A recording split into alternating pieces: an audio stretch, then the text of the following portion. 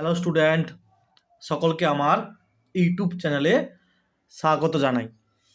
আজকে আমি তোমাদের ক্লাস 12-এর এবিটিএ ম্যাথের 263 পৃষ্ঠার 2-এর দাগের অঙ্কগুলি আলোচনা করব।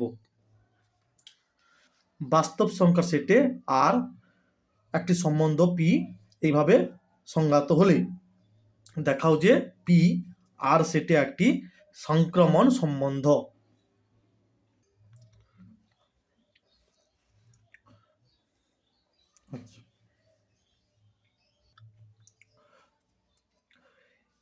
ফর অল এ বাস্তব সংখ্যার সেটে অন্তর্ভুক্ত, ঠিক আছে।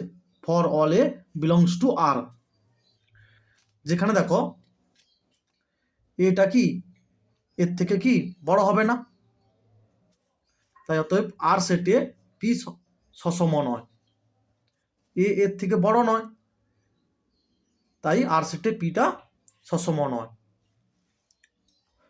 এ comma B belongs to P, যেখানে for all A B belongs to কি আর, মানে এ বি হচ্ছে সকলের বাস্তব সংখ্যা। তাহলে তখন লিখতে পারবো কি এটা বির থেকে বড়, এ বির থেকে বড়, তাই বিটা কি এর থেকে বড় হবে না, তাই B comma A does not belongs to P. For all A B belongs to R, তাহলে অতএব আর সেটে পি প্রতিসম নয়।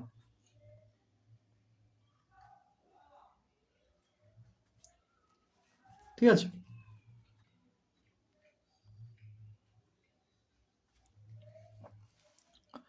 আচ্ছা, A comma B belongs to P এবং B comma C belongs to P হলে এ গ্রেটার দেন বি হবে এবং বি গ্রেটার দেন সি।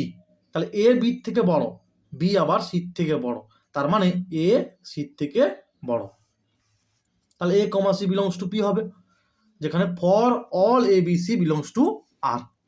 অতএব পি আর সেটে একটি সংক্রমণ সম্বন্ধ।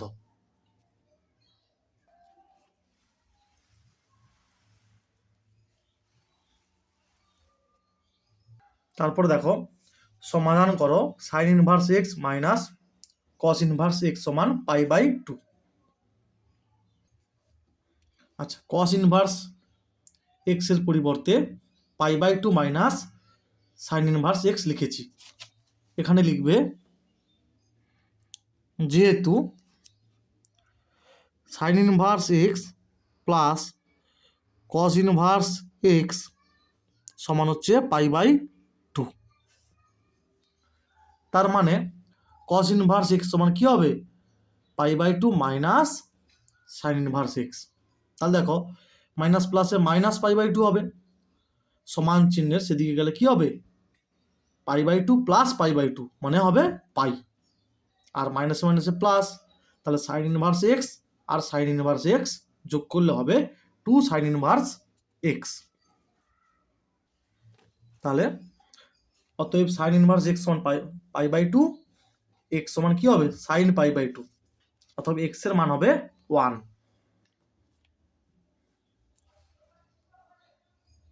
তারপর দেখো যদি এই ম্যাট্রিক্সটা প্রতিসম হয় তাহলে এক্স এর মান নির্ণয় করো।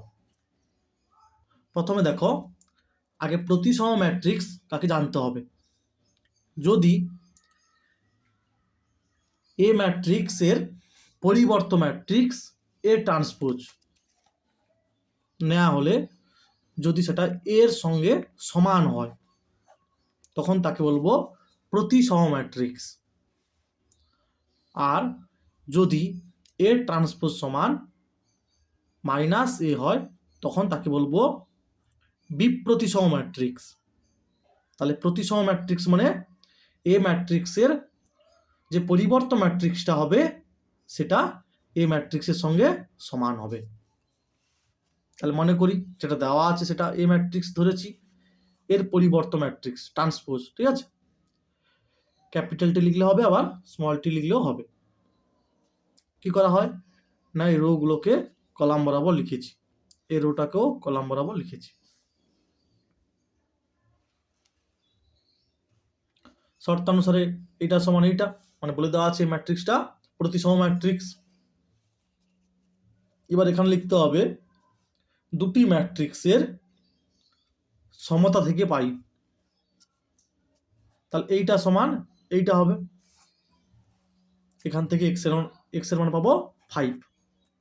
যদি এটা সমান এটা করো সে একই, এক্স এর মান পাবো 5।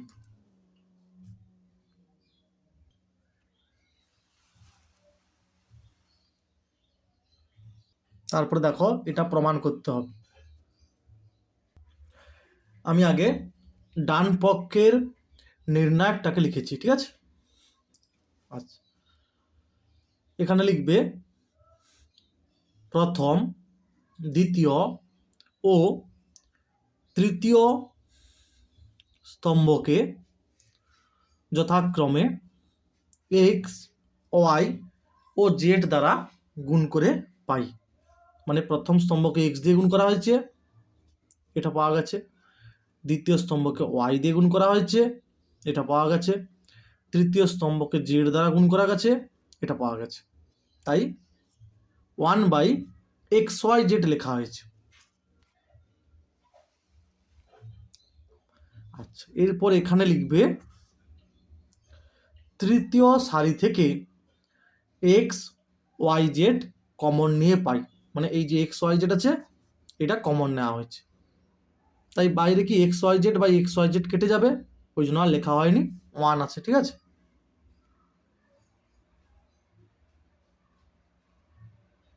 এরপরে দেখো এখানে লিখবে নির্ণায়কের সারিগুলোকে স্তম্ভ বরাবর লেখা হয়েছে। দেখো এক্স ওয়াই জেড, তারপরে এটা, তাহলে নির্ণায়কের সারিগুলোকে স্তম্ভ বরাবর লেখা হয়েছে। তারপরে দেখো এখানে লিখবে কি না দ্বিতীয় স্তম্ভ ও তৃতীয় স্তম্ভ কি করা হয়েছে, ইন্টারচেঞ্জ করা হয়েছে।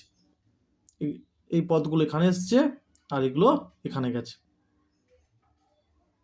আমরা কি জানি কোনো নির্ণায়কের সংলগ্ন, ঠিক আছে, কোনো নির্ণায়কের সংলগ্ন দুটি সারি বা দুটি স্তম্ভকে যখন ইন্টারচেঞ্জ করা হয় তখন কি হয়, মাইনাস আসে, তখন হচ্ছে ঋণাত্মক হয়। মানটা কি থাকে কিন্তু চিহ্নটা চেঞ্জ হয়, চিহ্নটার চেঞ্জ হয়। আচ্ছা, এটা কাজে লাগিয়েছি প্রথমে, আর তারপরে এটা কোনো নির্ণায়কের দুটি সংলগ্ন সারি অথবা দুটি সংলগ্ন স্তম্ভ পরস্পর পরিবর্তিত করা হলে নির্ণায়কের সাংখ্যমান একই থাকে কিন্তু চিহ্নটা পরিবর্তিত হয়।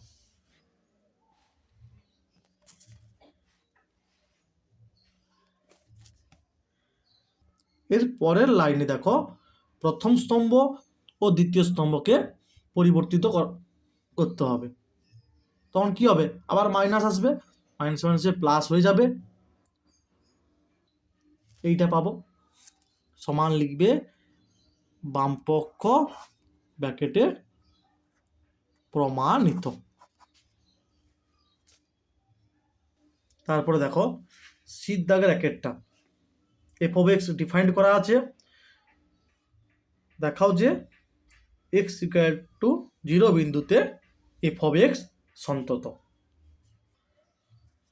এই অঙ্কটা, ঠিক আছে।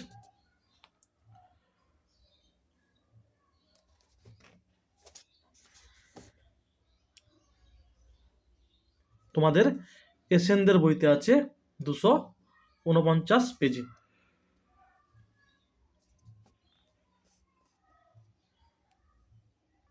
কস থিটা যে রেঞ্জ আমরা কি জানি, -1 less than or equal to cos theta less than or equal to 1, ঠিক আছে। এবার থিটার জায়গায় যদি 1/x হয় আর এইটাকে যে এই যে -1 থেকে 1 এর মধ্যে এই যে এইটা তাকে এইভাবে লেখা যায়, ঠিক আছে। তারপরে মডিউলাস নেওয়া হয়েছে পুরোটাকে, যেটা দেওয়া ছিল ফাংশনটা, এই যে এক্স কস 1/x, মডিউলাসের সংজ্ঞা অনুযায়ী কী হবে, modulus x into modulus of cos 1/x। এবার দেখো এটা তো 1-এর সমান বা 1-এর থেকে ছোট হচ্ছে মডিউলাসটা, তাহলে তখন এটা লিখতে পারি, ঠিক আছে। এবার কি এক্সের মান 0-এর নিকট থেকে আরও নিকটতর হলে কি হবে, এফ অফ এক্সের মানটা কি হবে, টেন্স টু 0 হবে, মানে যখন এক্স টেন্স টু 0, অর্থাৎ limit x tends to 0 F of x সমান 0 হবে। আবার দেখো এটা দেওয়া আছে এক্স ইকুয়াল টু 0-তে, মানে এফ অফ 0 সমান কত, 0, তাহলে এটা সমান এফ অফ 0 হচ্ছে, তাহলে অতএব প্রদত্ত অপেক্ষকটি এক্স সমান 0 বিন্দুতে সন্তত হবে।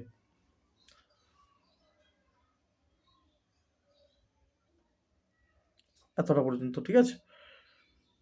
তারপরে দেখো ওয়াই দেওয়া আছে, ডিওয়াই ডিএক্স বের করতে হবে, অনেকে এক্সের সাপেক্ষে অন্তর্কলন করতে হবে বা ডেরিভেটিভ করতে হবে। দেখো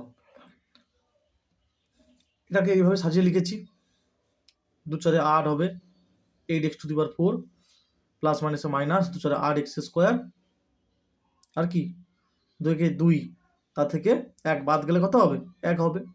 একে এইভাবে সাজিয়ে লিখেছি। এইটা মানে কি 2x² - 1² আর যা আছে। আচ্ছা এখানে লিখবে, মনে করি এক্স সমান কস থিটা, মনে করি, ঠিক আছে, এক্স সমান কস থিটা। আমরা কি জানি, কস 2 থিটার সূত্র 2 cos² থিটা মাইনাস 1, এটা হচ্ছে গুণিতক কোণের সূত্র, ঠিক আছে, ক্লাস 11-এ ছিল। তাহলে এটা মানে হচ্ছে cos 2 থিটা, তাহলে স্কোয়ার আছে, তাহলে কি হবে cos² 2 থিটা হবে মাইনাস 1। এবার দেখো এখানে থিটার জায়গায় 2 থিটা ভাবো, তাহলে এখানে কি হবে 2 গুণিতক 2 থিটা হবে, মানে cos 4 থিটা হবে এটার মান। যখন থিটার জায়গায় 2 থিটা ভাববে মানে 2 দিয়ে 4 হয়ে যাবে, ঠিক আছে না, তাহলে কি হবে 4 থিটা হবে। আবার দেখো এখান থেকে কি লিখতে পারবো, থিটা সমান cos ইনভার্স এক্স বসানো হয়েছে, তাহলে অতএব y সমান এইটা। এখানে লিখবে উভয় পক্ষকে এক্সের সাপেক্ষে অন্তর্কলন করে পাই, এর ডেরিভেটিভ কি হয়, এটা হয়, তাহলে এটা হবে অ্যান্সার।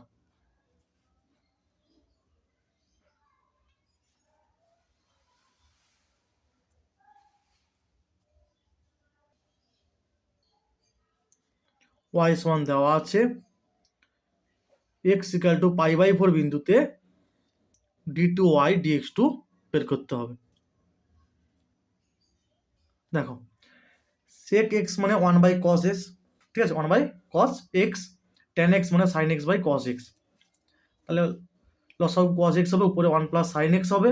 এরপরে দেখো 1 + sin x মানে কি না, 1 মানে cos² x/2 plus sin² x/2 plus অংশকোণের সূত্র 2 sin x/2 cos x/2, তার মানে হবে কি cos x/2 প্লাস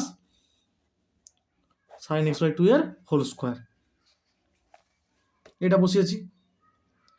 এরপরে cos x এর সূত্র cos² x/2 minus sin² x/2, এটা হচ্ছে cos² x/2 minus sin² x/2 মানে কি, এটাকে এইভাবে লেখা যায় cos x/2 plus sin x/2 whole into cos x/2 minus sin x/2 লেখা যায়। তার মানে কি উপরে হোল স্কোয়ার আছে, তাহলে এই একটা কেটে যাবে নিচে, তাহলে নিচে থাকবে এইটা, ঠিক আছে, আর উপরে একটা থাকবে cos x/2 plus sin x/2। লব আর হরকে cos x/2 দিয়ে ভাগ করা হয়েছে, এরপরে কি হবে, এটা 1 হবে, sin x/2/cos x/2 tan x/2 হবে, একই রকম নিচে। এরপরের লাইনে 1টাকে লেখা হবে tan π/4, আর এখানে দেখো এখানে tan x/2 গুণিতক তো 1 আছে, এখানেও লিখব tan π/4, মানে tan অফ a প্লাস বির সূত্র, tan of a plus B, tan a plus tan b divided by 1 minus tan a tan b।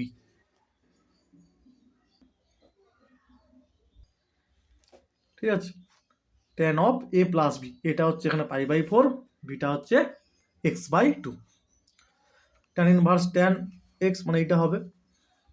এখানে লিখবে উভয় পক্ষকে x এর সাপেক্ষে অন্তর্কলন করে পাই, তাহলে এটা ডেরিভেটিভ কত হবে 0, আর এটা কি হাফ গুণিতক, হাফটা বেরিয়ে আসবে, হাফ গুণিতক x এর সাপেক্ষে x এর ডেরিভেটিভ 1 হবে, এটা x। ঠিক আছে, তাহলে dy dxটা হচ্ছে হাফ বেরিয়েছে, তাহলে একে আবার x এর সাপেক্ষে ডেরিভেটিভ করা হয়েছে, তাহলে কি হবে d2y dx2 হবে, আর হাফের ডেরিভেটিভ x এর সাপেক্ষে 0 হবে। এরপরে দেখো অ্যাট দ্য পয়েন্ট x = π/4 এ যেহেতু এটা 0 তাই 0ই হবে। ঠিক আছে, কিন্তু এটা দেখাতে হবে, এটা অ্যান্সার। ঠিক আছে,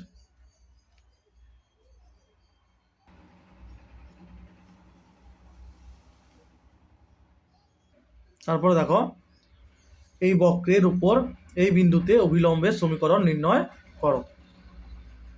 আচ্ছা, এখানে লিখবে উভয় পক্ষকে x এর সাপেক্ষে অন্তর্কলন করে পাই, তাহলে কি হবে x ইন্টু x এর সাপেক্ষে y derivative dy dx plus y into x এর সাপেক্ষে x এর ডেরিভেটিভ 1, x এর সাপেক্ষে ধ্রুবক পদের ডেরিভেটিভ হচ্ছে 0, তাহলে dy dx সমান ওয়াইটা y ইন্টু 1 কি হবে, y সেদিকে যাবে, এক্সটা বাই হবে, মানে মাইনাস ওয়াইটা সেদিকে গেলে কি মাইনাস y হবে, মাইনাস y বাই এক্স। এখানে বলেছে কি অভিলম্ব বলেছে, ঠিক আছে, তাই অভিলম্বের ক্ষেত্রে কি হবে মাইনাস dx dy হবে, তাই এদিকে হবে, এটা উল্টে গেলে কি হবে x বাই y হবে। তাহলে অ্যাট দ্য পয়েন্টে নতি যে পয়েন্টটা দেওয়া আছে এক্সটা কত সিটি, ওয়াইটা কত সি বাই টি, তাহলে কি হবে টি স্কোয়ার হবে। স্পর্শকের ক্ষেত্রে dy dx at the point হয়, আর অভিলম্বের ক্ষেত্রে minus dx dy at the point হয়। অতএব 1 নম্বর সমাপরাবৃত্তের বা 1 নম্বর বক্রের এই বিন্দুতে অভিলম্বের সমীকরণ হবে y মাইনাস y1 সমান টি স্কোয়ার, মানে নতিটা মানে minus dx dy at the point যে বের করেছি আমি CT comma C by T, CT comma C by T বিন্দুতে টি স্কোয়ার সেটা লিখেছি, whole into X minus x1, x1টা হচ্ছে এইটা আর y1টা হচ্ছে এইটা। এখান থেকে ক্যালকুলেশন করলে তোমরা এটা পেয়ে যাবে।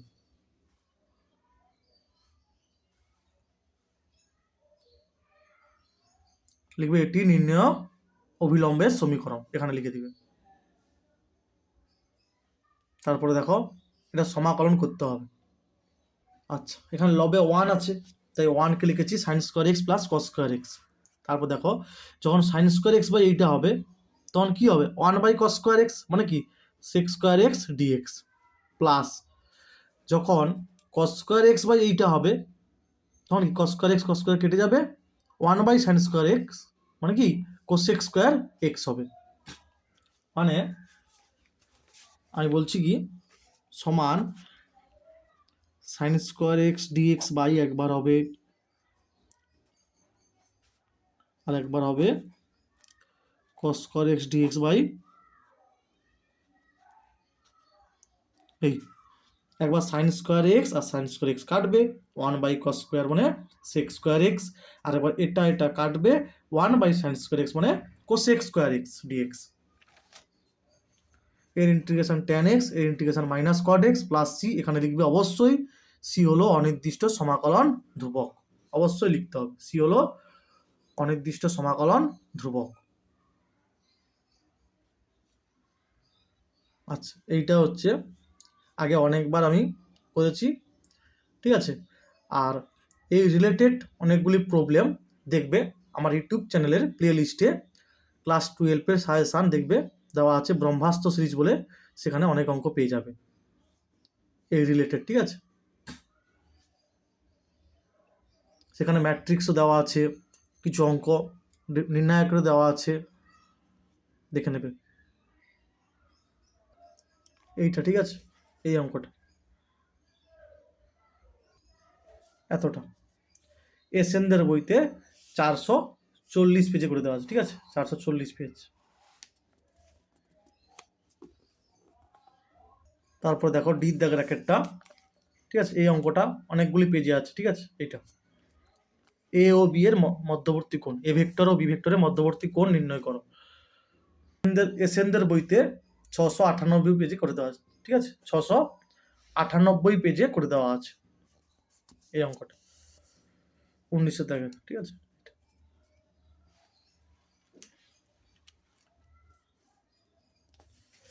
এখানে বলেছি কি এ ভেক্টর ও বি ভেক্টরের মধ্যবর্তী কোণ, তাই হচ্ছে A vector plus B vector রাখা হয়েছে, সি ভেক্টরটাকে সেদিকে নিয়ে যাওয়া হয়েছে, ঠিক আছে। তারপর ডট প্রোডাক্ট করা হয়েছে, হোল স্কয়ার করে হোল স্কয়ার করা হয়েছে, তারপর ডট প্রোডাক্ট করা হয়েছে।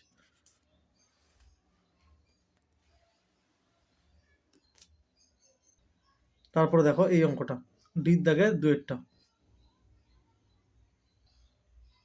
আচ্ছা, আমরা কি জানি না দিক কোসাইনগুলির বর্গের সমষ্টি হচ্ছে 1 হয়। যদি আলফা বিটা গামা কোনো সরলরেখার 3টি দিক কোণসম হয়, তবে cos square alpha plus cos square beta plus cos square gamma সমান 1 হবে। এবার আলফা দেওয়া আছে 30 ডিগ্রি, বিটা ধরো 60 ডিগ্রি দেওয়া আছে, আর গামা দেওয়া আছে 150 ডিগ্রি। মানগুলো বসানো হয়েছে, ঠিক আছে। কস আলফা কস 30 ডিগ্রি মান, কস বিটার মান, আর কস 150 ডিগ্রির মান। 180 মাইনাস 30 ডিগ্রি, 180 মানে কি 90 ডিগ্রি গুণিতক 2, 2 মানে জোড়, তাই কসটা কস লেখা হয়েছে, কস 30 ডিগ্রি। কিন্তু দেখো এটা দ্বিতীয় পাদের কোণ, তার দ্বিতীয় পাদে কি হয়, সাইন আর কোসেক পজিটিভ, বাকি সব নেগেটিভ হয়। ওই কারণে যেহেতু এখানে কস আছে তাই নেগেটিভ মাইনাস দেওয়া হয়েছে। তারপরে এই মানগুলো সব এখানে বসানো হয়েছে। কিন্তু দেখো 7/4 বেরিয়েছে, যেটা 1 সমান নয়, তাই কি হবে, সুতরাং এগুলি হচ্ছে কোনো রেখার 3টির দিক কোণসম হতে পারে না।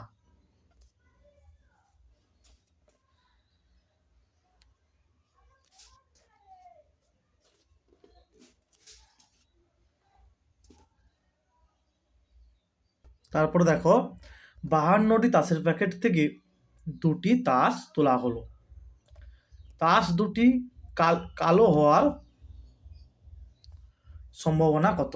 না আমরা কি জানি, সাধারণত 52টি তাসের প্যাকেটে 26টি কালো তাস থাকে আর 26টি লাল তাস থাকে।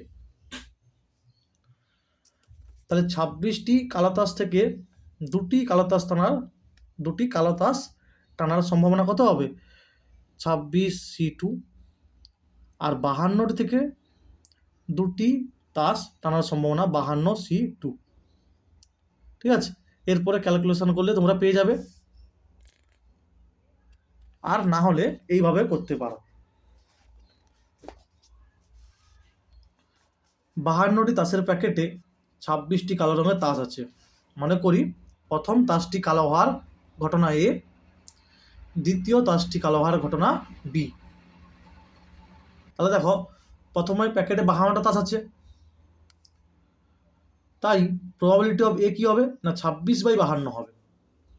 আর প্রবাবিলিটি অফ বি বাই এ কি হবে না একটা তাস তুলে নেওয়া হয়েছে যেটা কি কালো, তাই একটা তাস তুলে নিলে এখন 51টি তাস আছে এবং একটা তাস তোলা হয়েছে সেটা কালো হয়েছে, ঠিক আছে।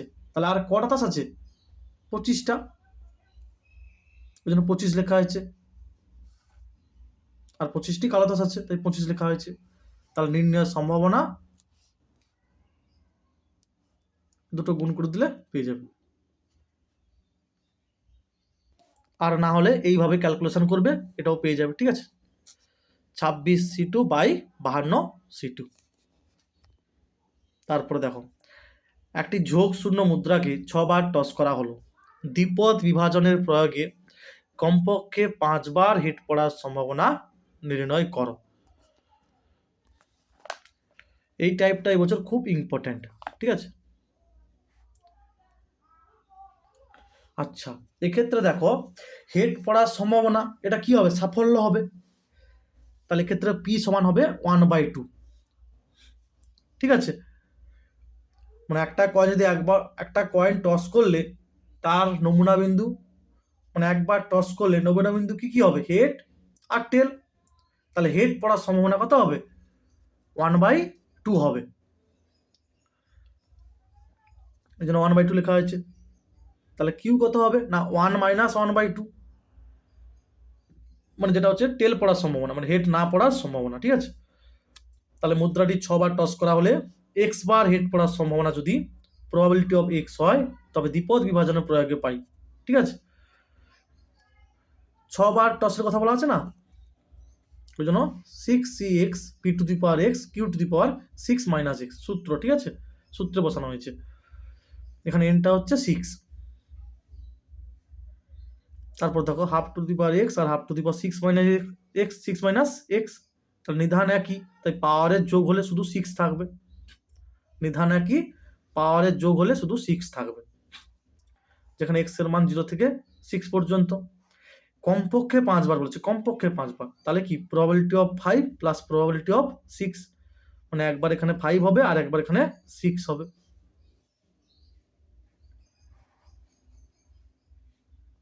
এটা অ্যান্সার। ঠিক আছে, দেখো 6c5 মানে কি 6c1, মানে কত হবে 6 হবে, ওই জন্য 6c5 মানে 6 লেখা হয়েছে। আর 6c6 মানে কত হবে, এটার মান হচ্ছে 1 হবে।